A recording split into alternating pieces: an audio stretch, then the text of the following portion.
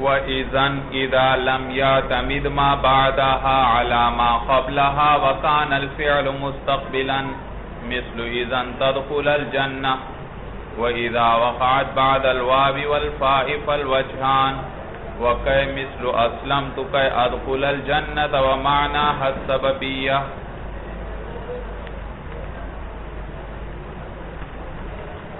فعل مضارع کی بحث چل رہی ہے بھائی. مصنف نے آپ کو بتلایا کہ فعل مضارع جو ہے فعل میں سے صرف یہی معرب ہے جبکہ یہ نون تاکید سے خالی ہو اور نون جمع سے خالی ہو، اور اس کا اعراب 3 قسم پر ہے: رفع، نصب اور جزم. اور پھر اعراب کے اعتبار سے مضارع 4 قسم پر ہے بھائی. ایک وہ قسم جو صحیح ہو اور خالی ہو ضمیر بارز مرفوع سے، یعنی تثنیہ کی ضمیر سے خالی ہو، جمع کی ضمیر سے خالی ہو اور واحد مؤنث مخاطبہ کی ضمیر سے خالی ہو. تو اس کا اعراب حالت رفعی میں ضمے کے ساتھ آئے گا، حالت نصبی میں فتحے کے ساتھ آئے گا اور حالت جزمی میں سکون کے ساتھ آئے گا. دوسری قسم فعل مضارع کی وہ ہے جس کے ساتھ ضمیر بارز مرفوع ملی ہوئی ہو، یعنی جس کے ساتھ نون اعرابی آ رہا ہو، اور اس کا کیا اعراب ہوگا؟ حالت رفعی میں اثبات نون ہوگا اور حالت نصبی اور جزمی میں اثبات نون ہوگا بھائی. اور پھر تیسری قسم وہ معطل ہے جو واوی ہو یا یائی ہو، یعنی اس کے آخر میں واو یا رہی ہو. اس کا اعراب بتلایا تھا کہ حالت رفعی کے اندر ضمہ تقدیری ہوگا، حالت نصبی میں کیا ہوگا؟ فتحہ لفظی ہوگا، اور حالت جزمی میں حذف واو یا حذف یا ہوگی بھائی. اور چوتھی قسم معطل الفی بتائی کہ اس کا اعراب کیا ہوگا؟ حالت رفعی میں ضمہ تقدیری ہوگا، حالت نصبی میں فتحہ بھی تقدیری ہوگا، اور حالت جزمی میں حذف الف ہوگا بھائی، حذف الف بھائی. پھر آپ کو یہ بتلانا شروع کیا کہ مرفوع کب ہوگا، اب منصوب کب ہوگا اور مجرور. تو سب سے پہلے بتلایا فعل مضارع مرفوع اس وقت ہوگا جب وہ نواصب اور جوازم سے خالی، کوئی ایسا عامل نہ ہو جو نصب دے رہا ہو، کوئی ایسا عامل نہ ہو جو جزم دے رہا ہو، تو پھر یہ کیا ہوگا؟ مرفوع ہوگا. اور منصوب کب ہوگا بتلایا تھا، 5 حروف آپ کو بتلائے بھائی: ان، ولن، کئ، اذن اور ان مقدرہ بھائی. ان مقدرہ جو 5-6 چیزوں کے بعد آتا ہے بھائی. سمجھ میں آیا بھائی؟ انہوں نے 5 ذکر کی، بعضوں نے انہی کو 6 بنایا. 6 چیزوں کے بعد آتا ہے تو ان کی وجہ سے فعل مضارع کیا ہوگا؟ منصوب ہوگا. اب ان میں سے ہر ایک کے بارے میں ذکر کر رہے ہیں، اور کے بعد جن میں شرائط وغیرہ ہیں وہ بھی ذکر کر رہے ہیں. تو آج ہم اذن کے بارے میں پڑھیں گے بھائی. اس مصنف نے بتلایا اذن بھی کیا کرتا ہے؟ فعل مضارع کو نصب دیتا ہے. یہ کب دے گا اور اس کے لیے کیا شرائط ہیں وہ ذکر کرنے لگے ہیں. تو کہتے ہیں وَإِذَنْ إِذَا لَمْ يَعْتَمِدْ مَا بَعْدَهَا عَلَى مَا قَبْلَهَا. اور اذن بھی کیا کرتا ہے؟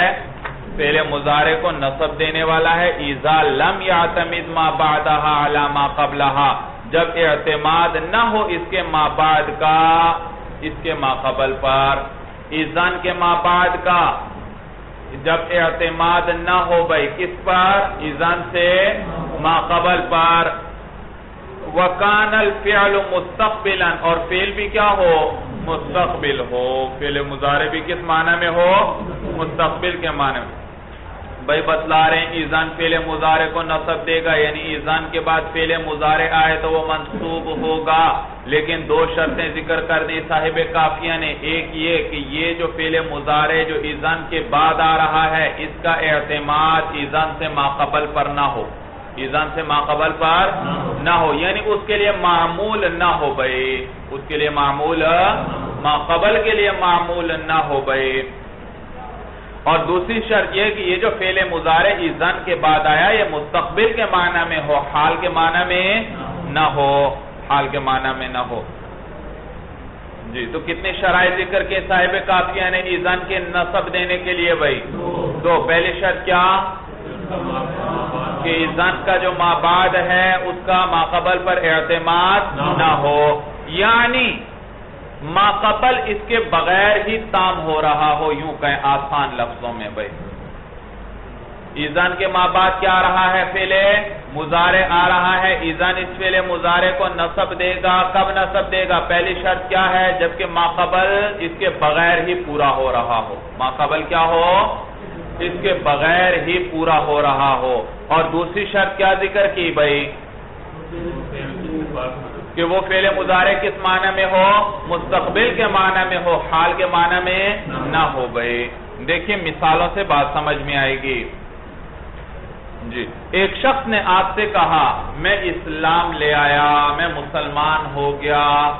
آپ نے کہا اذن تدخل الجنت، پھر تو جنت میں داخل ہوگا، جنت میں داخل ہوگا.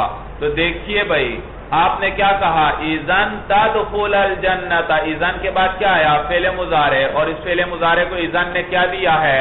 نصب دیا ہے، کیونکہ اس میں وہ دونوں شرطیں پائی جا رہی ہیں. پہلی شرط کیا تھی؟ کہ اس ما بعد کا ما قبل پر اعتماد نہ ہو. آسان لفظوں میں میں نے کیا بتلایا؟ یعنی ما قبل پہلے ہی تام ہو چکا ہو. اس نے جب کہا اسلمت تو تام ہو گیا، یعنی اس کا کلام بھائی، اس کا کلام کیا ہوا؟ تام ہوا. اس پر ما بعد کی حاجت اس کو نہیں رہی. پہلی شرط پوری. دوسری، فعل مضارع بھی مستقبل کے معنی میں ہو. اور اب آپ بتائیے دخول جنت یہ مستقبل میں ہوگا یا حال میں ہے بھائی؟ مستقبل میں ہوگا. تو فعل مضارع مستقبل کے معنی میں بھی ہے اور ما قبل اس کے بغیر ہی کیا ہو چکا ہے؟ تام ہو چکا ہے. تو اب اذن نے عمل کیا اور نصب دے دیا. اور آپ نے کیا کہا؟ اذن تدخل الجنت، کہ پھر تو جنت. تو اذن نے نصب دیا، تدخلا پڑھا آپ نے بھائی. صورت سمجھ میں آئی؟ اور اگر ان میں سے کوئی ایک شرط بھی منتفی ہو جائے تو پھر یہ اذن نصب نہیں دے گا. چاہے کوئی ایک شرط منتفی ہو، چاہے دونوں شرطیں منتفی ہو جائیں، پھر بھی اذن نصب والا عمل فعل مضارع میں نہیں کرے گا. مثلا بھائی کسی ایک شرط کے منتفی ہونے کی مثال، ایک شخص آپ سے باتیں کر رہا ہے، آپ کا ساتھی، اس نے کوئی بات سنائی، آپ نے کہا، کیا کہا؟ انا اذن احسن الیکا.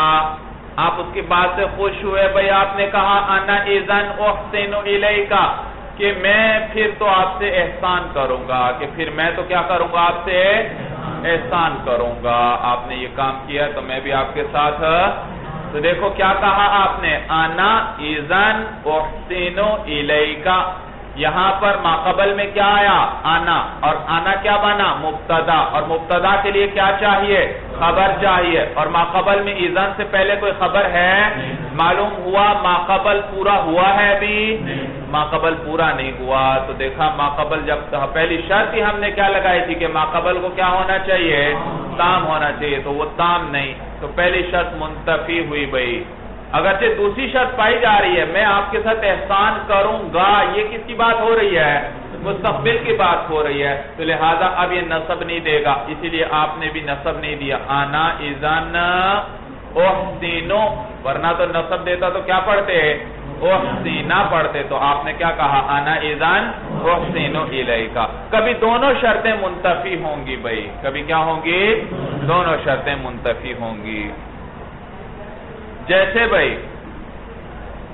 کوئی شخص آپ سے کوئی بات سنا رہا تھا، آپ نے بات سنتے ہی فوراً کہا انا اذن اظنک کاذبا. انا اذن اظنک، پھر تو میں آپ کو جھوٹا سمجھتا ہوں. اگر بات اس طرح ہے تو پھر تو میں آپ کو جھوٹا سمجھتا ہوں. تو دیکھو آپ نے کیا کہا؟ انا اذن اظنک کاذبا. تو اذن سے پہلے کیا آیا بھائی؟ انا. اور انا ہے مبتدا، اور مبتدا کے لیے کیا چاہیے؟ خبر. اور ما قبل میں کوئی خبر گزری نہیں گزری، معلوم ہوا ما قبل تام ہی نہیں ہے. تو پہلی شرط منتفی ہوئی. نیز دوسری شرط ہم نے کیا لگائی تھی کہ فعل مضارع جو ہے اذن کے بعد وہ کس معنی میں ہونا چاہیے؟ مستقبل کے معنی میں ہونا چاہیے. حالانکہ یہ مستقبل کے معنی میں بھی نہیں ہے. آپ اسے فی الحال جھوٹا کہہ رہے ہیں یا مستقبل میں اسے جھوٹا سمجھیں گے؟ فی الحال ہی آپ اسے کیا کر رہے ہیں؟ جھوٹا، کہ میں تو پھر تمہیں جھوٹا سمجھتا ہوں فی الحال ہی. تو دونوں شرطیں منتفی ہوئی. اس لیے اذن نے نصب والا عمل بھی نہیں کیا. اور آپ نے کیا کہا؟ انا اذن اظن، ورنہ تو کیا کہنا چاہیے تھا؟ اظن کا کہنا چاہیے تھا اگر نصب دیتا۔ وَإِذَا وَقَعَتْ بَعْدَ الْوَاوِ وَالْفَاءِ فَالْوَجْهَانِ، اور جب واقع ہو جائے اذن بعد الواو والفاء، کس کے بعد؟ واو اور فا کے بعد فالوجہانی، تو دو وجہیں، ای فالوجہانی جائزانی، پھر دو وجہیں پڑھنا جائز ہیں۔ کیا دو وجہیں؟ نصب بھی اور رفع بھی۔ نصب بھی دے سکتے ہیں آپ فعل مضارع کو، اور اس پر رفع بھی۔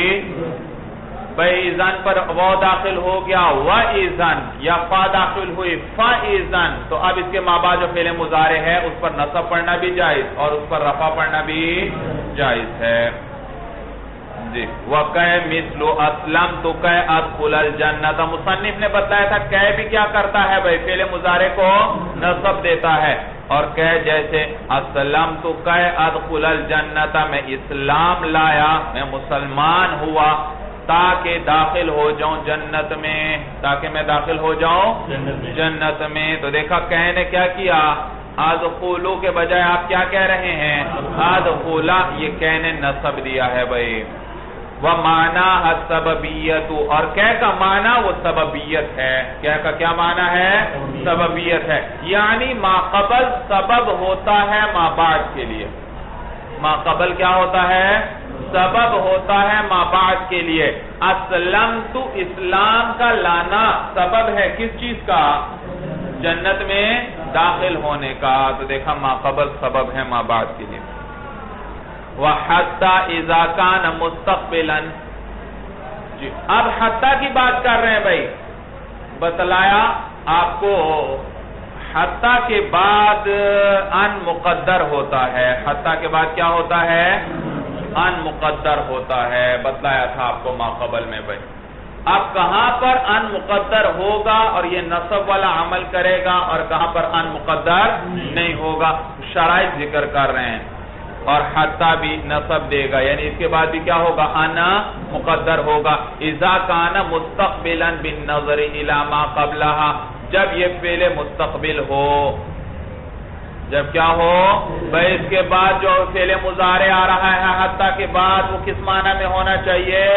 مستقبل کے معنی میں ہونا چاہیے، لیکن آپ کے تکلم کی طرف نسبت کرتے ہوئے نہیں کہ آپ اس وقت کہہ رہے ہیں، تو وہ جو حتیٰ کے بعد فعل مضارع آئے اس کا تعلق کس سے ہو؟ زمانہ مستقبل سے، بلکہ بالنظر الی ما قبلها، اس حتیٰ سے ما قبل کی طرف نظر کرتے ہوئے مستقبل ہو گئی۔ ما قبل کی طرف نسبت کرتے ہوئے کیا ہو بھائی؟ دیکھو یہ آیا حتیٰ بھائی، سمجھ میں نظر آ رہا ہے آپ کو حتیٰ بھائی؟ یہ حتیٰ ہے، حتیٰ سے ایک ما قبل کلام ہے، اور ایک حتیٰ کے ما بعد جو فعل مضارع آ رہا ہے۔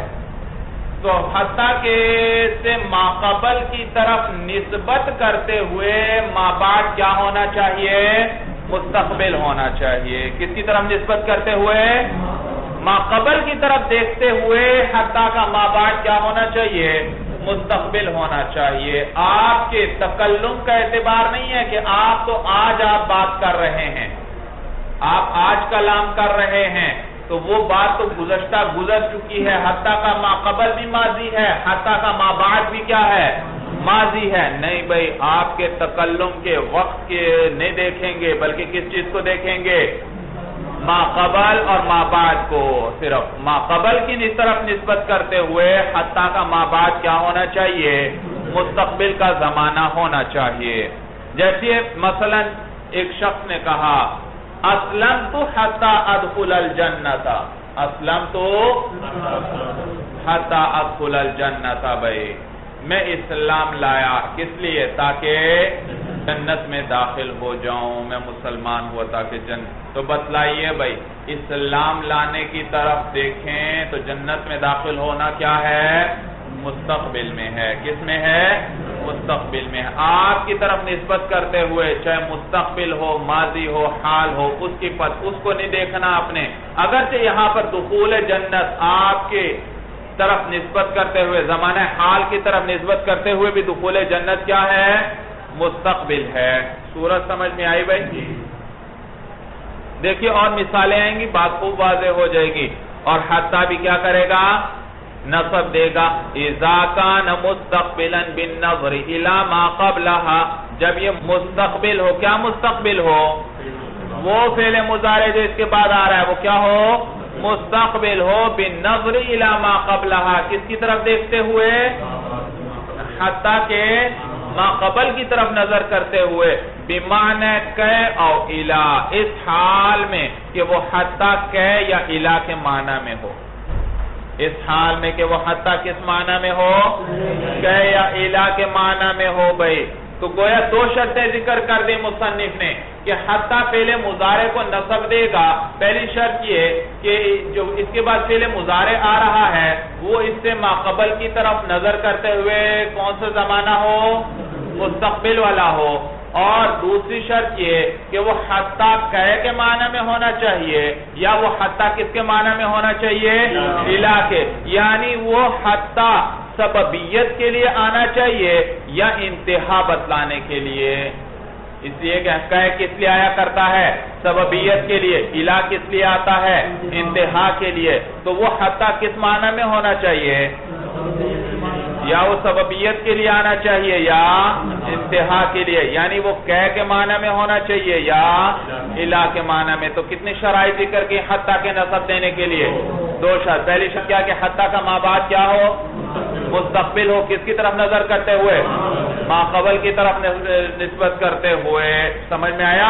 متکلم کے زمانے کا اعتبار نہیں ہے. متکلم کے اعتبار سے وہ زمانہ چاہے مستقبل ہو، چاہے وہ حال ہو، چاہے وہ ماضی ہو، اس سے بحث نہیں. دیکھیے اب مثالیں سب کی ذکر کریں گے صاحب کافیہ. مثل اسلم تو حتی ادخل الجنت، میں اسلام لایا تاکہ جنت میں داخل ہو جاؤں. بھائی یاد رکھو جب حتی کے معنی میں ہوگا تو ترجمہ کریں گے تاکہ کے ساتھ. تاکہ میں اسلام لایا تاکہ جنت میں داخل ہو جاؤں. اور جب بمعنی الہ کے ہوگا تو ترجمہ کریں گے یہاں تک کہ، یہاں تک کہ. دیکھیے اب یہ مثال، تو یہ مثال ہے بھائی. اس میں دونوں شرطیں پوری ہیں بھائی. حتیٰ کا ما قبل کیا ہے؟ اسلام تو. حتیٰ کا ما بعد کیا ہے؟ ادخل الجنہ. تو ما بعد کو کیا ہونا چاہیے؟ ما قبل کی طرف نسبت کرتے ہوئے مستقبل. اور آپ بتلائیے بھائی اسلام کی لانے کی طرف نسبت کرتے ہوئے دخول جنت کیا ہے؟ مستقبل ہے. بلکہ آپ کے زمانے کی طرف بھی نسبت کرتے ہوئے یہ کیا ہے؟ مستقبل ہے. جی لیکن آپ کے معنی زمانے کے نہیں دیکھا جائے گا بھائی. اور یہ حتیٰ کس معنی میں ہے؟ دوسری شرط کیا ذکر کی تھی؟ حتیٰ کس معنی میں ہو؟ کہ یا الہ کے. تو یہاں پر حتیٰ کے معنی میں ہے، الہ کے معنی میں نہیں بھائی. الہ کے معنی میں نہیں. دیکھو ترجمہ کیا کریں گے؟ اسلام تو میں اسلام لایا تاکہ کیا ہو جاؤں؟ جنت میں داخل ہو جاؤں. تاکہ جنت میں داخل ہو جاؤں. سمجھ میں آیا؟ تو الہ کا معنی یہاں درست نہیں بنتا. اگلی مثال وَكُنْتُ سِرْتُ حَتَّى أَدْخُلَ الْبَلَدَ. وَكُنْتُ سِرْتُ، اور میں چلتا رہا، میں چلتا تھا یہاں تک کہ شہر میں داخل ہو جاؤں. میں چل رہا تھا تاکہ کیا کروں؟ شہر میں داخل ہو جاؤں. اب بتلائیے مولانا پہلی شرط کیا ذکر کی تھی کہ حتیٰ کا ما بعد کیا ہونا چاہیے؟ ما قبل کی طرف نسبت کرتے ہوئے مستقبل ہونا چاہیے. آپ بتلائیے چلنا پہلے ہے یا دخول شہر پہلے ہے؟ بھائی پہلے چلنا ہے پھر دخول شہر ہے. تو دیکھو چلنے کی طرف نسبت کرتے ہوئے دخول شہر کیا ہے؟ مستقبل ہے. پہلی شرط پوری. دوسری شرط کیا ذکر کی تھی بھائی؟ کہ کیا یا الہ کے معنی میں. یہاں دونوں معنی لینا درست ہے. میں چل رہا تھا تاکہ شہر میں کیا ہو جاؤں؟ داخل ہو جاؤں. اور دوسرا معنی میں چلتا رہا یہاں تک کہ شہر میں داخل ہو گیا. میں چلتا رہا یہاں تک کہ شہر میں داخل ہو گیا. تو دونوں معنی صحیح ہیں بھائی. وَأَسِيرُ حَتَّى تَغِيبَ الشَّمْسُ. دیکھیے یہاں پر بھی حتیٰ کیا کر رہے ہیں؟ نصب والا عمل کر رہے ہیں. معلوم ہو دونوں شرائط پوری ہیں. کون سی دو شرطیں ہیں بھائی؟ ما قبل کی طرف نسبت کرتے ہوئے ما بعد کو کیا ہونا چاہیے؟ مستقبل. تو دیکھیے یہاں پر سیر پہلے ہے اور سورج کا غائب ہونا اور غروب ہونا بعد مستقبل ہے اس شہر کی طرف نسبت کرتے ہوئے، تو پہلی شرط پوری۔ دوسری شرط کیا تھی کہ وہ حتیٰ کس معنی میں ہونا چاہیے؟ کیا یا الہ کے معنی میں؟ یہاں پر بھی مولانا حتیٰ الہ کے معنی میں ہے۔ کس معنی میں ہے؟ الہ کے معنی میں۔ یہاں کہ والا معنی لینا صحیح نہیں۔ آپ خود دیکھ لیں بھائی، اسیرو میں چلتا رہوں گا، ترجمہ سنو، میں چلتا رہوں گا یہاں تک کہ سورج غائب ہو جائے۔ تو چلنا پہلے ہے یا سورج کا غروب ہونا پہلے ہے بھائی؟ چلنا پہلے ہے، تو چلنے کی طرف نسبت کرتے ہوئے سورج کا غائب ہونا مستقبل ہے، پہلی شرط پوری۔ دوسرا اب ترجمہ کریں بھائی، میں چلتا رہوں گا یہاں تک کہ سورج کیا ہو جائے؟ غروب ہو جائے۔ یہ معنی صحیح۔ اب ذرا کہہ کے ساتھ ترجمہ کرو، میں چلتا رہوں گا تاکہ سورج غائب ہو جائے۔ یہ بات بنتی ہے بھائی، کہ آپ کے چلنے کی وجہ سے سورج غائب ہوگا؟ آپ کے چلنے سے کوئی سورج غائب نہیں، اس کا کوئی اس سے سبب والا تعلق نہیں بھائی۔